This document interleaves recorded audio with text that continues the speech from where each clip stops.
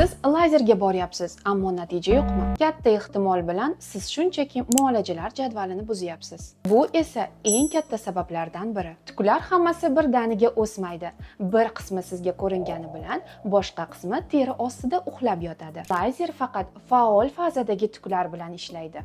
Bitta muolajada bu taxminan 20-30% degani. Shuning uchun interval juda muhim. Kurs boshida muolaja har 3-4 haftada takrorlanadi. Shundan so'ng tuk o'sishi pasayganda interval 3-6 haftaga uzaytiriladi.